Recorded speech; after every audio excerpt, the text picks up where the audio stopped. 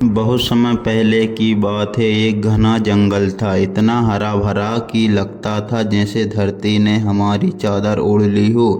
जंगल के किनारे एक छोटा सा गांव था, मानपुर। गांव के लोग जंगल से लकड़ी, फल और जड़ी बूटियां लाते थे, लेकिन जंगल का सम्मान भी करते थे। उसका नाम गोलू, उम्र लगभग 15 साल। उसके पिता लकड़हारे थे, लेकिन वे कभी हरे पेड़ नहीं काटते। वे कहते, बेटा जंगल हमारी सांस है, इसे काटोगे तो खुद कट जाओगे।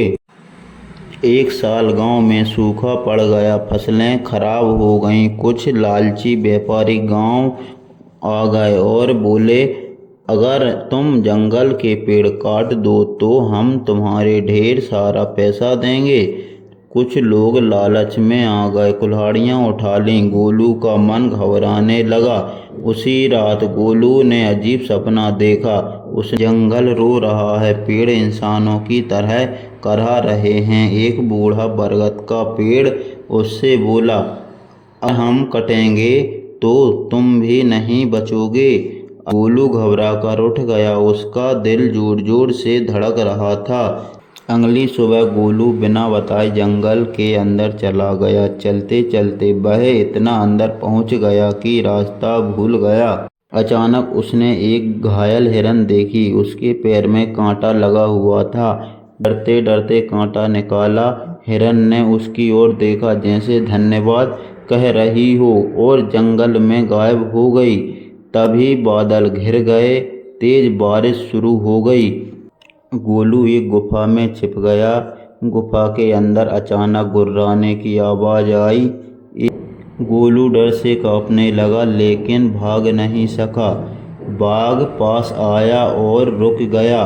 उसी समय वही हिरन वहां आ गई। वह बाघ के सामने खड़ी हो गई।